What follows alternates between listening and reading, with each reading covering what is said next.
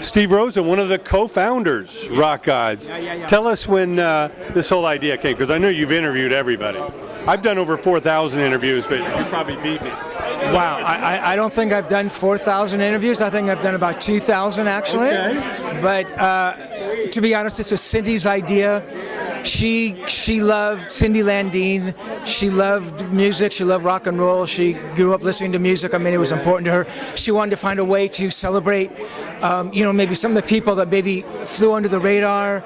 Yeah. Session guys or rhythm guitar players or, that type of thing. I always say there's one name on the marquee, but there's a whole team behind it. Exactly. And they never get the shine.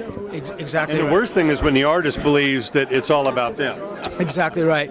That's a one-way ticket to obscurity, I say. Exactly. Well, I mean, you take away all these guys who are here tonight and the records they've played on, and it's just the mixers. Yeah.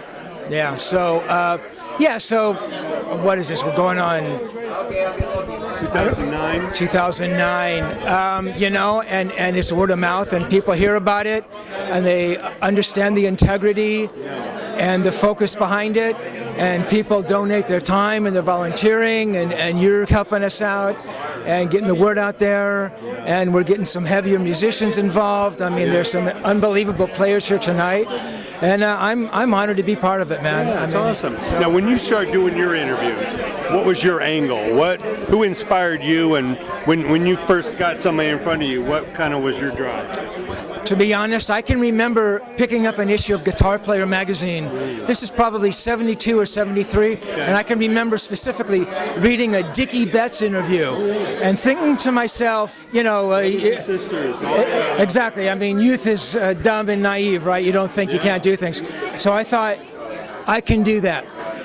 So for me, it was kind of, wanting to write about people that I loved, trying to maybe teach somebody something along the way without being preachy, sharing my love for meeting all of these icons in my life, and maybe somebody else would want to read about it too. So that's amazing. Back in college, I used to listen to Jim Ladd in his show Interview. Sure.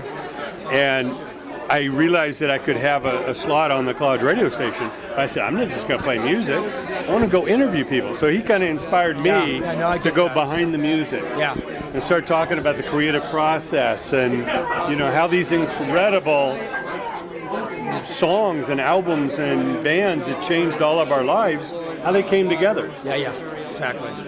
So it's a very, very exciting thing. I've listened to many of your interviews. Oh, thank you. Cool. Are you still active? What are you doing today? Yeah, I still, in fact, I just did an interview with Nita Strauss, who used to be the guitar player for Alice Cooper. Who else I should be? Ghost, Tobias, who's a singer for Ghost, the Swedish band, who are actually opening for Metallica. They're this huge, kind of unknown band.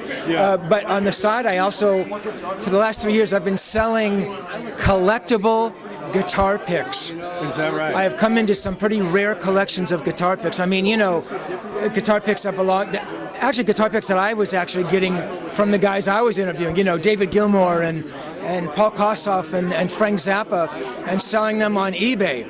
So it's been pretty amazing. I mean, some of these collectors are pretty heavy duty.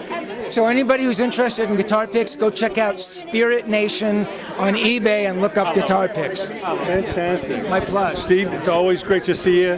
Support RockGodz all the way. Can't wait to keep in touch. I would love to have you out to the conference. Anything else we can do together? That's great, man. Thank you very much. Thank you.